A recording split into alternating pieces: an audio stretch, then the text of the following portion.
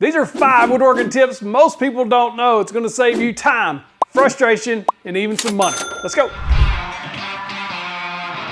Number 1 on the list, Purple Heart is one of the most beautiful woods you can use for cutting boards, mallets, and a whole variety of other projects. But when you start sanding Purple Heart, it doesn't stay purple. It starts turning a kind of a weird grayish brown color. I'm colorblind, don't hold me to that.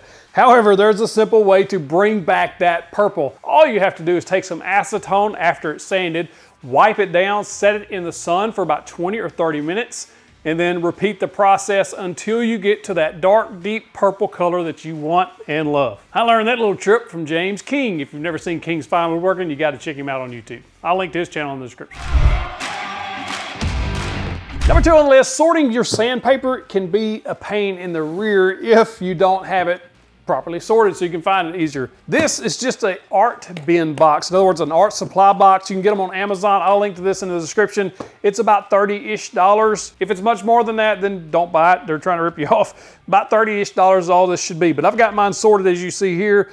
120, 220, 320, 60, 80, even the small sanding blocks that go with my Milwaukee. This is just a great way to keep it sorted and in place. And this is easily stackable or just throw it on a shelf somewhere. Shout out to All Red Woodworks for letting me know about this little dude. Be sure to stick around after number 5. I got a bonus for you beginners out there.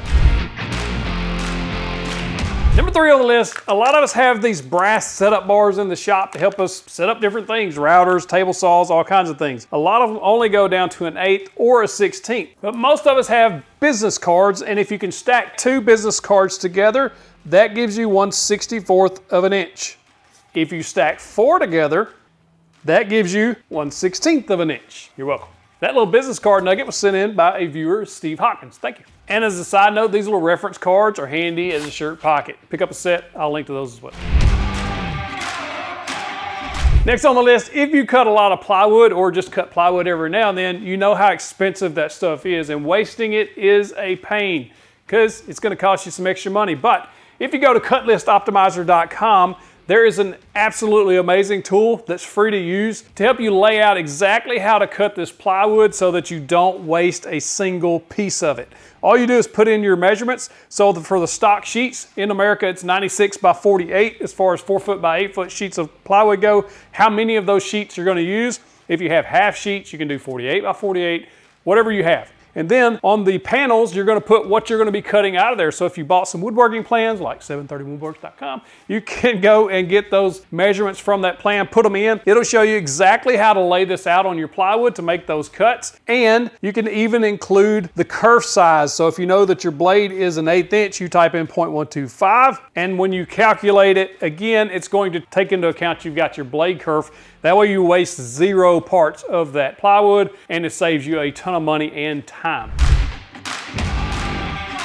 Next on the list, if you're making cutting boards, this is an absolutely amazing tool to help you lay them out and figure out how much you're going to be charging for this cutting board. Check out the cutting board calculator website. I'll link to this exact website in the description. No affiliation, it's just an awesome free tool. You'll put in the length of the board you're gonna be using, in my case 20 inches, and then of course how thick you want that to be at the end of this. You're gonna use your blade kerf, and then you can add different woods. On this one, just an example, cherry, walnut, purple heart, and maple, and give it however much board feet you've got in this. In other words, if you're paying $10 a board feet, $11, whatever you're paying. Next, on the arrange the layout section, you can just play with this here and it's going to arrange the layout of your cutting board based on what you've given the information. So if you want to mix and match to see what things might look like on your cutting board that you're making, this is how you do that. It's going to let you adjust the width of each piece. So if you're going to make 2-inch pieces, 1 inch, ½ inch, however you want to do your cutting board. It'll also show you different designs like zigzag, checkerboard, spirals, all sorts of things. There's also a guide to help you use this tool on their website. You just click right there where it says need help using this tool, and then there's a whole basically instructions on how to use it. Absolutely awesome if you're making cutting boards.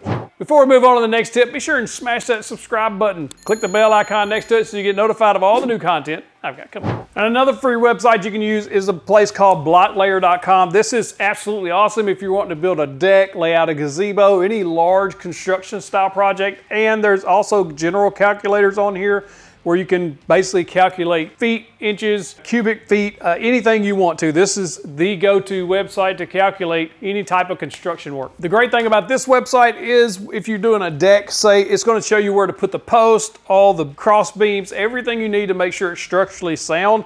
That's one of the main things I love about this. And you can resize everything to make sure it fits exactly where you need it to fit in your space. And of course, if you ever find yourself building stairs or anything like that, there's also a section there to help you build those, get the right angles, everything. There's more stuff on this blocklayer.com than I can even express in a video. Go check it out for yourself. You'll use it all the time.